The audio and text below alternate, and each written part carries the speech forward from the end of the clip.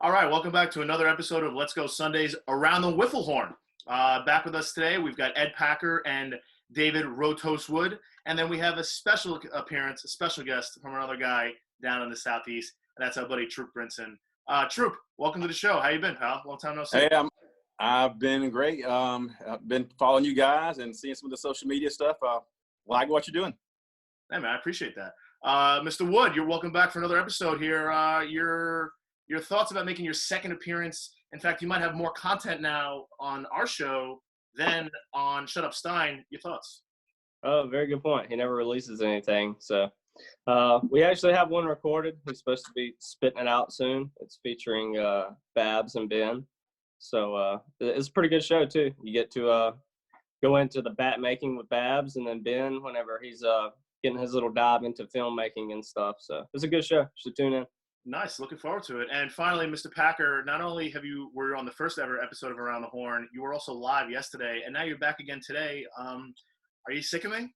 No. I love talking whiffs, man. I've been talking to a few different people on the phone last few days. Quarantine is crawling, to say the least, but being able to talk whiffs has really kind of brightened up the day and given me something to do. Free Joe Exotic for President 2024. But I'm excited to talk some whiffs, man. I appreciate you getting that plug in for Joe Exotic. Later on we'll get Troop's opinion on Joe Exotic and the whole Tiger King situation. I venture to guess he's along the lines of the people in this chat. I could be wrong. He could prove me wrong later. All right, so our first topic today, we're going to talk about transition to baseball. Baseball should have been playing already. Opening day should have been last week. We really should be all getting up to watch either the Braves tonight or the Mets tonight or anybody else who watch it tonight. But instead, we're sitting here talking whiffs virtually. So I want to bring up the Astros cheating scandal, and I'll start with Troop since you're the new guy of the show today. Troop, generally speaking, do you feel that the Astros received the proper punishment for what they have allegedly did? Well, I guess you get a lot of scorn from throughout baseball and the fans, and the management took most of the heat. I feel kind of different about it because I think that anytime you cheat, I think the main thing is using technology to cheat or using technology to get that edge. I'm okay with the punishment so far. I don't think it needs to go any farther. There's always been some level of teams trying to get an edge. So I don't think that's any new. I just think they got caught and they used technology in a way that we weren't ready for. I think people saw that coming maybe, but that was kind of scary to know that they can use technology to really get a big edge. And you can tell the baseball community really hates that they want to punish more, but I think it's been accurate so far. That's fair. I think of all the sports, baseball definitely is the most old school when it comes to like its philosophies. And I think especially technology, they don't mind, if guys, they found out that everyone's putting tar on their bats, they'd be okay with it. But the fact that they're using technology, I think really offends them even more. I think it's fair. Packer, what do you think? I hate it. I wish that the MLB would take more of a stance on it and be willing to punish them for it and punish players for it because there are specific players who I feel like are vital in it. They knew what they were doing, but I feel like the MLB need to take a stance on it, and I feel like it's been gone too lightly because, I think, their GM got fired, their manager got fired, and they were fined a little bit of money. But, if you're telling me to win a championship in your sport, which you've dedicated your entire life to, that if you're willing to cheat your way to the top and cheat all these other guys and throw people's careers off path, they've played guys who get their shot in the MLB who fight their way tooth and nail to get there. Then they face the Astros, and the Astros are banging on trash cans, and they get lit up, and they let up 5 runs in a third of an inning, and now their course of their career is ruined. Well, they'll never get that shot again because they got sidelined because of that. And it's, you know what, this guy just doesn't have it. He's gone. He's going back down to AA, AAA, and the Astros get away with it. I wish players would get punished for it. I'm a big proponent on play fair. Wood, Toast, David, whatever your name is. Packer talked a lot there about pretty much everything, but do you have any specific do you agree? Do you disagree? I think, like you said, the specific players should be punished more. I think they kind of got away scot-free. I know Josh Reddick is like 20 minutes from me, and they got like the name on the bridge and everything for him. Says World Series champ, yada yada yada.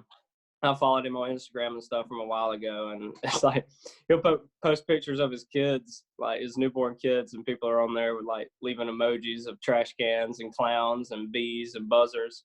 They're so ruthless. So I think like formal punishment was a little weak, but I think social punishment is really the one that's gonna end up killing them.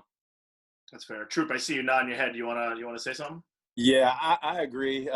It's not going to go away quickly in terms of what the fans think and their perspective. They're going to let them hear it. And the players, I've seen in spring training, they were getting tired of it, but, that's just the way it's going to be. Fans are going to take a long time to get past that, and they're going to enjoy ridiculing them and, social media. They're peers too. Your peers a lot of times are your toughest critics, and that's going to be tough. But like I said, my opinion is that they just got caught. Baseball is a sport that there's always been ways to try to get an edge, and it looks bad. It really looks bad, and but it's always teams are always going to try to get an edge, and they really got caught. It looks bad. No doubt. I think it looks terrible. So to finish up here, thumbs up, thumbs down if you agree or disagree that they should at least have an asterisk next to their championship in the record books. Nice. Points for everybody if we're giving out points. Okay. All right, so that's enough talk about the Astros. Although some people would say that this next topic is a little bit of kind of like cheating. But in wiffle ball, for those of you who don't know, especially in Golden State and a lot of other professional leagues, guys like to scuff the ball. They take a ball, they take a knife, and they cut these intricate designs on the ball. And what that does is it kind of gives them, better control of their pitches. Before we get into the types of scuff, for some of the old school guys who are still in the audience, I'll ask you guys, what do you think? Do you think that's doctoring the ball? Do you think that wiffle ball should just be played with the fresh ball right out of the box? Or should you be able to do what we do to the ball and make it do what it does? We'll start with Toast this time, going back around the other way. Well, I know whenever I was first starting pitching that the concrete ball was really popular. Mm-hmm. And I learned how to do basic pitches with that. And I know throwing with those that I could make every pitch do the movement, but then I figured out about a cut ball. And one thing about my cuts, I barely even score the ball at all. It's almost like an unscuff to keep a lot of my velo. So the marks that I do put on it are very slight. And just that little bit of difference in whatever the air does to the ball, the ball moves like 4 to 5 foot more. So I wouldn't call it cheating. I would say there are different styles of the game of wiffle ball more than calling one way cheating and one way not, because everyone has the access to do it. It's kind of your choice to what ball you want to use. If you want, there's no restrictions on balls really besides it being like graded down to nothing and creating a mush ball. But I like scuffs myself, so the individuality of it. No doubt. I think we all grew up on grabbing the ball out of the box, rubbing it on the concrete of the blacktop, and then just trying to keep rubbing until you found like the 1 or 2 pitches that worked. Packer, what do you think about scuffs? Do you think it's fair? Do you think that it's like something that is going to always be there with wiffle ball, or do you think maybe it's going to be phased out? I think it'll always be there. There's obviously organizations and leagues that play in different styles that don't allow it. I personally, I like scuffing the ball just because it's the same movement every time. You know that it's going to go the opposite of the holes. Whereas you have a guy who uses an unscuffed ball or a lightly scuffed ball or cement pavement or sandpaper. It kind of differs here and there. I'll never forget watching Josh Pagano throw in Connecticut the one year at Nationals for Golden Stick, and he went with like a lightly scuffed sandpaper ball, and he shut down the U for like 7 innings because it was just a different movement. Everybody in the style that we play, you're so used to seeing opposite of holes, ball down, it goes up, vice versa. Whereas if you do that, if you use a slightly sandpaper ball or whatever, it doesn't do that. It might go up one time, other times it might drop down a little bit. I always kind of go back to Ryan Patnoder when we faced him in Boston the one year, and he did the same thing against us. He threw 2 pitches. it was a fastball and a ball that was like a cutter, and he threw it the same arm angle, same style. I'm convinced he didn't know where it was going, but it seemed like every time he threw it, I guessed wrong. I would think straight, and it would move 3 inches to the left, and that was it. So I like scuff ball, cutting ball, but I mean each organization does it their way. I mean, there's pros and cons to both. I agree. I think it is kind of cool that we have such a deep commitment to the scuff. Yet there are plenty of leagues and tournaments out there that are like, no, we're yellow bat and white ball, and that's it. That's what we're going to be. I think that's pretty cool. Yeah. Troop, you want to weigh in on this situation? Yeah, I got to add something real quick. Oh, Toast, yeah, hop right in, Toast. To what Packer said about the unscuffed thing with Josh, he was throwing that ball this year, and he threw 4 games with it and won 3 of them. So it's still effective. However he does it. Me and Jordan were looking at the ball like, what are you doing? Like, how do you even do this? So he did the same thing this year. And to add on to Toast there, I mean, if you look at it in the style that we play, that's why I feel like playing in a scuff ball tournament is so inviting to these guys who throw unscuffed or slightly scuffed balls, cement pavement, because they go in and they have so much success because it's so out of the realm of what we do. I mean, if you look at Cooper Ruckle, granted he throws 1,000,000 miles an hour, he's throwing like a brand new ball, and he goes out there and pitches like 6 games the last 2 years, and he's let up less than like 5 runs because it's so different and unconventional from what guys are used to seeing in our style of play. So true. I mean, I've even been able to get the great Kevin Norris out on what's essentially a straight pitch. Sometimes movement or little movement is just as effective. Troop, your final thoughts? I got an interesting thing to say on that. I mean, I like the medium grit sandpaper. Then I moved from that to the cutting with a knife. When I started in 2003, 2004, I pitched with it out of the box. I was basically a fastball changeup pitcher from different arm angles.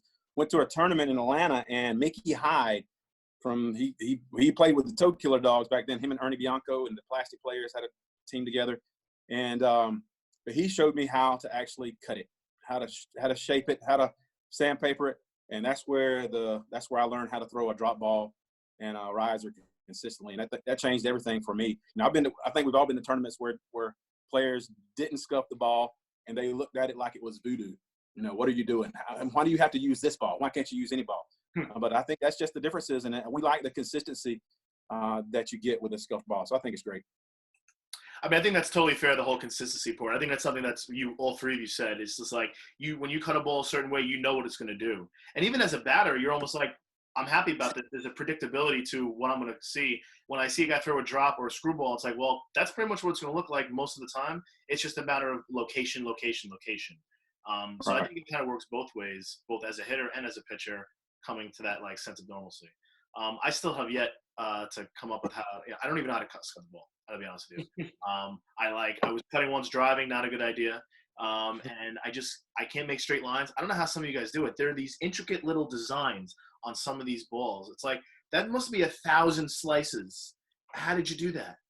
It's incredible. And so kudos to you. I think I picked up a Steffi ball years ago, and he cut it differently, and I threw it a couple of times, and just the quick reaction of the ball was so sharp that I said, I think I'm going to move from just a sandpaper to cutting it really fine. It made a difference. That's what I'd say. Have any of you guys ever used the cheese grater technique? No, I haven't. Neither have I. No. Food Man, one of the cool things to do when you play it, I learned when I played in tournaments, was that just pick up different people's wiffle balls, and they're different. People leave them all over the field. You can pick them up. No doubt. I got a whole bag of them, definitely. You find out what works for you, and you adopt their styles, and but you got to put a little scuff on. I think in my mind, I think that most leagues maybe start with the unscuffed, but once they experience scuffing it, I mean, they can't live without it. Yeah. Back to the cheese grater thing. I understand it's scuffing. Me personally, it's tough in a scuffed ball organization type deal to where do you cross the line? Because I feel like a cheese grater ball, there's definitely guys out there who toe the line on creating a mush ball because they're taking so much off of it with the cheese grater. So, I mean, I know I've picked up balls. I won't name names, but I picked up balls where we're facing them, or if it bounced off to the side and you pick it up and you pick the ball up and it dropped and it just folds. So I think that's kind of the one big con that I see of the cheese graters. I feel like it takes a lot off the ball. I feel like those balls taco a lot. They tend to, when Yeah. you hit them, they turn into literally these big tacos. You're like, cool, that ball went 13 feet. Sick. All right, so that's cool. I love the discussion of scuffs because really everyone does have their own unique thing, so that is pretty cool. Moving forward, you guys are all from the Southeast. I know that, Packer, you are more of a transplant now, but Troup and Toast, you guys have been mainstays in Southeast wiffle ball for a very long time. You know, shout out to Savvy, whatever. There you go. Gang. So let's talk a little bit about player development. Who are some young players, or maybe not young players, anybody necessarily that you know of in your area that you think is going to make a big splash in 2020, whether it's in the local scene or might hop on to like more of a regional team to play in like a bigger event? We'll start with Troup this time. Well, I'm going to have to step back on this one. The last tournament I played in was the Nationals in 2013 in Savannah, the legitimate tournament. I played last year and during the summer with some college kids in a tournament around here. And it was kind of like a yard league style. It was decent. But I'm not ready for the scene. I haven't seen the players around right now. I think me and Smooch are going to try to get back involved and maybe play a few tournaments. But I'm gonna push this one on to Packer and Toast, let them weigh in. All right, you got it. All right, Toast, he called on you, bro. What do you think? Well, do they have to be young guys or just guys? No, it doesn't have to be young guys. Okay. Well, I mean, let's just say for yard this year, I got a couple guys in mind. I know one is Tui. He's always solid every year, but it's I think this year may be his time to win some big games, go deep in the tournaments. Always liked him. He's a younger guy. And another dude I've heard good things about and watched online was Dougie Baker in the wood bat tournament. I heard his knuckleball is pretty disgusting, so I'm on the lookout for him as well. That's and true. also, face him in that indoor event, so I don't know. Go ahead. Right, and also for my boys, Troup and Smooch to come back. I want to see how they fare in yard league. Oh, I mean that would be amazing, absolutely. Packer. Toast. Go ahead, Troup. I said thanks, Toast. Oh, nice. Packer, what do you think? You've been playing really all over I feel like you've been up and down the East Coast. You've played in so many different events. Like, who do you think is going to be the best player? And I didn't specify before either fast or yard, but anybody in general in the wiffle community you think is going to be a breakout player this year? Breakout player? I'm not sure, but I mean, local here. I mean, I've had some guys who they were college baseball players here, and they played in Northeast, but they live down here in Florida now. Who they're interested in playing, and we're trying to put some stuff together. Granted, we're quarantined, but I mean, Toast has seen him. Toast has come down here, and we were by a pool, and I had some whiffs in my car, and I said, hey, and he asked about it, so I gave him a ball. Told him, hey, it's going to go the opposite of where it is. And the kid stepped up, and the first ball he threw was like a freaking drop that dropped like 6 feet and hit the zone. So, I mean, we're trying to get new guys in that way. When it comes to yard, who's going to be a breakout this year? Could be anybody. Toast is going to be a breakout this year.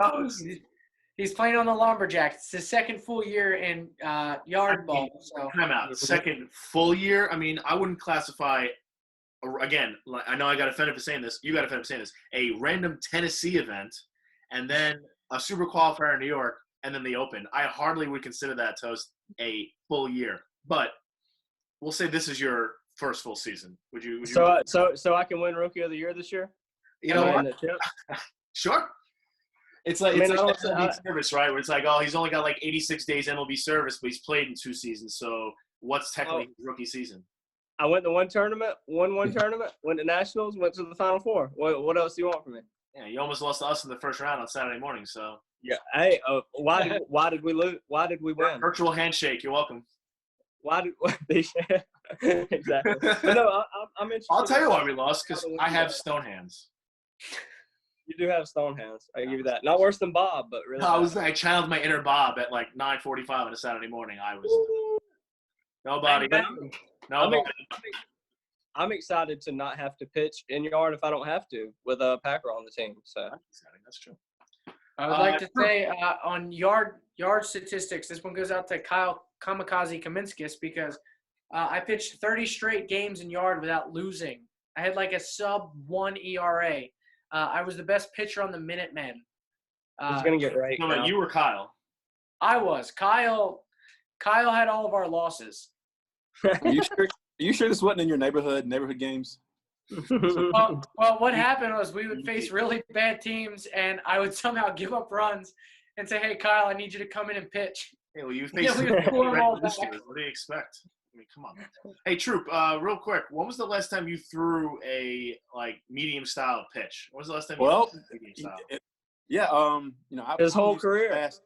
There you go. That's right. Yeah, when by the time Toast knew me, I never had great velocity anyway. But by the time 2009, 2010, Toast didn't get to see he got to see the medium speed anyway. But last summer I played, and they had a radar gun. They made us. I think it was under 60. It was tough. I mean, because they were consistent about you're throwing too hard. In the first inning I pitched, I was like, man, I was trying to baby it in there, trying to get it in there, and I walked like 3 or 4, gave up a couple of runs on walks. Then I said, the hell with this. And I just threw my game. I threw like 4 shutouts in a row after that. So now I paid for it. I felt bad the next day, body wise, but I can still break it off pretty well. So I think yard league, Toast kind of sold me on that because I'd never played yard league. We always played, of course, the fast pitch. But I talked to Toast last week, and he pretty much sold me. This is where it's at right now. This is where it's fun. So you're welcome, food man. Hey, no, I appreciate it. Listen, I think we all know that yard is fun. Fun, F-U-N, fun. I mean, yep. I wish I knew you guys, I guess, at this point, 12 years ago when I actually threw fast pitch. We used to play at a place, and it was like 50 feet away. It wasn't even 48 feet. And there was like a divot in the ground. So I was essentially throwing uphill for 3 years of my life as hard as I can against guys like Phil and Rob and McCray and G. Bad. Yeah. Yeah, but Food Man, just a note, I think probably a lot of people say, well, what happened to Savvy after 2013? Smooch moved to Huntsville. He took a big job in Huntsville, and I needed to save my arm to I got kids, and so I coached travel ball throughout Georgia for 13U to 18U. My kid's a senior in high school now. He's moving on to play college ball. So I kind of moved on to coaching instead of playing, and that took most of my time up. But like I said, he's going to college now, so it's time to play ball again. Oh, that's exciting. Yeah, I mean, listen, you're not the only one. Life happens. You got to take some time away. But it's good that you, essentially took the break that you did, because now you kind of, hopefully, at least in my opinion, you sound revitalized. You sound energized. Well, you sound like you got I didn't have to have surgery either, Toast. So I don't know how I avoided that. But so the UCL. I guess throwing 50 miles an hour, right? Yeah. Real quick, I need to make if he comes out of retirement, but I think the Wiffle Ironman Chad Heflin could make a big splash this year if he shows up. Wow. Consider him called out. Chad Heflin, where you at, bro? Ironman. That's a hot take. The Ironman of Wiffs, currently at 60,000 career hits, 20,000 home runs. We need him out to come and play with us. It's going to be a real shame when he doesn't get into the Hall of Fame because he's a compiler. It's really going to be a shame. Compilers. You got to watch out for the compilers. It's not good. Where do you think he plays? What kind of field do you think he plays on? Don't know.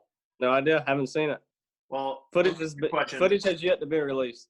That's true. All right, Troup, we'll start the final round with you. I'll ask you this question. I was trying to segue into fields. We've all played on very unique surfaces, unique fields, unique complexes in our entire wiffle ball careers. 2-part question. One, what's your favorite field that you've ever played at, the field itself?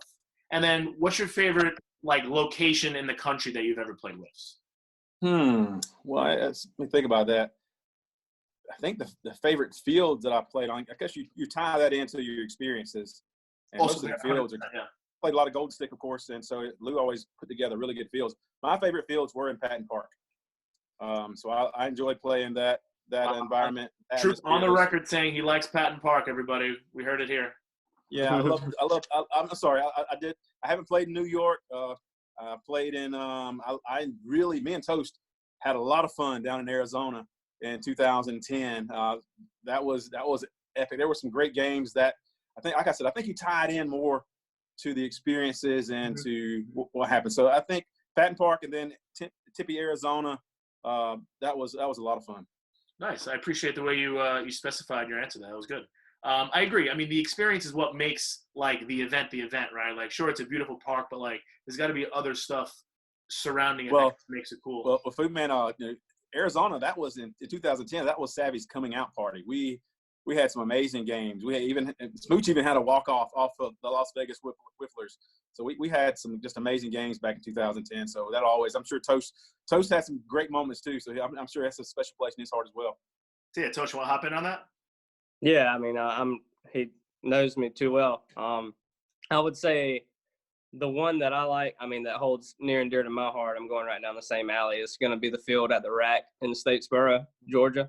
No one's played there besides Savvy. That was our sacred little practice ground in there. You know, we go out there as a squad and BS around, and it'd be me and Troup battling heads up, throwing at each other all the time. And we'd meet there like once every Sunday. Let's go Sunday.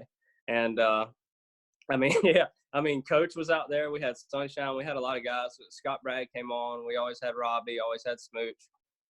It was always a good time, and he took it right out of my mouth. I really liked Arizona. It was my first nationals, and I mean, first game we played was 603 All-Stars, and all I heard from Savvy was, "Oh, these guys are this, these guys are that, these guys are blah blah blah." And I think Sunshine started because I don't think they still had full confidence in me yet, or either they were waiting to saving me for later. And something happened and came in, and I hit a grand slam the first inning, my first at bat ever. And then they brought me in to pitch, and I think we ended up beating them like 11-10. And then Smooch walked off against Las Vegas, and then we beat the Vipers, and then we played Las Vegas Whifflers like 7 more times.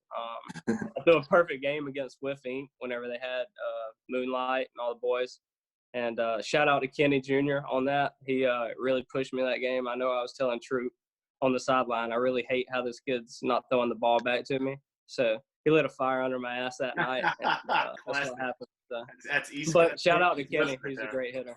That's the only reason I'm bragging about it, because no one shuts Kenny out. And that was when he was supposed to be the guy too. So you would agree with Troup that your best, I guess, experience was that AZ event, that first AZ yeah.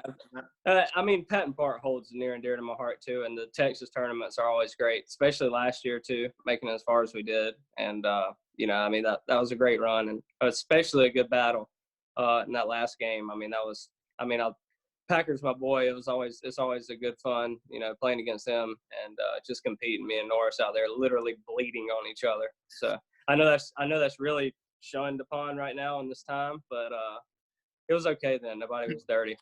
I mean, it's not like you were coughing on him. Bleeding seems to be no. It's just blood. It's fine. Packer, what do you think? We'll keep it a one-part question. What's the most favorite place you've ever played? Favorite place. So 2 things, like near and dear to my heart. Like you guys are saying, it's local stuff. I'll never forget being in high school, building a wiffle ball field with one of my friends in high school. He had a big backyard, and we built it, and it was like a full summer, 2 years of like every night playing wiffle ball. We had lights, we had it all. We built it from the ground up, full fence. We had ordered like the real, like the fencing that they, like the tarps and stuff that go over the fence. And we had some like legit battles that went on there. Played like yellow bat and just picked up balls off the ground. And that was a lot of fun. But when it comes to like the next level up, Texas was great. The fields, the first year in Texas, I really liked the quality of the fields. I liked the fields after that, but I always think back of like Patton Park, and I think it's more of the location because I just having the tank in center field, under the lights, Saturday night, like win or go home type of situation. We faced a West Coast Gunslingers team on Saturday night, the first year in Patton Park for us, and I'll never forget facing Randy Dalby, and he was throwing smoke. We ended up beating them that game, but it was just like one of those things where it's like, holy crap, this field is all like immaculate. The lights are on. There's a tank in center field. And it's like, for me, when it comes to location, I really like the Northeast because when you get times for like nationals, when it's October or late September, I really like the idea of like it gets brisk at night. Like the brisk air, the fall, like it just the electricity. So she's shaking your head. Why are you shaking your head? And I don't like cold weather. Not good for my muscles and tendons. Don't like it. Well, I never said that. I just said the briskness in the air. It gives it that major league feel where you can see your breath here or there, and it's just something is ready to pop off. You just know somebody's going to hit something, or there's going to be a big play, and it's just kind of like that electricity's in the air. If you know something's about to happen, and when it does, you can kind of see it. I mean, if you look back at the Golden Stick footage of the year Doom one where Denap hit the walk-off, it's like that situation where it's the lights are on, there's a tank in center field, these guys are battling tooth and nail at each other, and then all of a sudden this guy hits an absolute freaking moonshot off of somebody who's untouchable, one of the greatest pitchers to ever touch a ball in our game. He is dubbed the great one. So yeah, I mean, and then that happens. I agree. There's nothing better than playing. First of all, any sport under the lights always brings that extra level of intensity and excitement. Agreed. And then, especially at the Open, because you can play all day Saturday, and then you play some of these really crucial elimination games on Saturday night just to get to Sunday. I know that when we played in that Georgia fast pitch event, I guess that was 2013, right? The event we mentioned earlier. We, as the Spades, with like guys like Milstead and Crosby and Dan Earhart, we battled literally till I think 11:15 on that Saturday night just to earn a bid for Sunday, right? And it was the 8th inning, 9th inning, 10th inning. Just being under the light, watching everybody else end, and you still playing, it kept that momentum going. It kept that pash that we all had. And thank God Milstead finally had a walk-off double in like the 18th inning. And then when I'm losing to Steffi and State of Mind on Sunday the next day. But it was an honor to play under the lights at a national championship. So I agree. That was a lot of fun. All right, guys. So I guess we'll wrap it up. Final thoughts going around. Thank you for tuning in again. I want to thank David Rotoast Wood again for being here, Mr. Ed Packer as well. I want to thank Troup Brinson for making his first appearance, and hopefully first of many appearances here on the Let's Go Sunday Around the Horn. I want to shout out to Funk Eye Apparel for making this really cool jersey and a lot of other gear for Golden Stick players. Shout out to Babs for making our new wood bats that everyone loves and excited to use. And, we'll finish up with our 30 seconds of fame. We'll start with Troup. Your first show, you get your first 30 seconds. Wow, thanks. I appreciate the invite. A lot of fun. I like talking wiffle ball. It's just the competition. I've always said that you can't find that pitcher hitter competition anywhere else. Once you get done with baseball, wiffle ball is where it is, with its fast pitch, slow pitch, and I like the efforts I see out there right now with social media and with Around the Horn, the YouTube pages. So thanks for thanking us, guys. We're gonna get back in it, me and Smooch, and thanks for Toast for plugging us, and looking forward to seeing some Savvy on the football field soon. Nice. That's exciting. All right, Packer, your 30 seconds. Free Joe Exotic. Joe Exotic for President 2024. But on a serious note, I love that all the content is coming out right now during this quarantine. Make sure everybody stays safe out there. Wash your hands, take showers, don't cough on people. But, I mean, right now is the time for all of us to gear up because, I mean, once this quarantine ends and they say it's safe to go outside again, wiffle ball is going to hit the ground running, man. We're going to have some leagues and some competition ready to go. And, I mean, guys are going to be itching to get back into it. So I think this is going to be a good year of wiffs once everything kind of passes. All right, Toast, why don't you round us out? Yeah, man, I want to give a shout out to my physical therapist. I threw a ball for the first time today. Big time talking about that. Week 7. I still got a couple more weeks to go, but a hard that was a huge step. It was like a little hard plastic ball. It wasn't not throwing whiffs. I probably won't throw whiffs. I need something with weight in my hands to get the muscles back and everything. But it was good. Shout out to them and of course Troup and the boys. I appreciate him coming on. I gave him kind of short notice today, but I knew he was in. He's always in. So I was building a chicken coop. I was building a chicken coop. Yeah, see, thank you. That just helps our stereotype. Yeah, I was just saying, classic Southern thing to say. Well, Troup, I really do. Bring him on here and he does shit like that. Great comment. A great comment last week about, anytime you go to Walmart or Tractor Supply, you're gonna see the next Joe Exotic around here. So it is. We're kind of used to that. It's kind of the normal for us.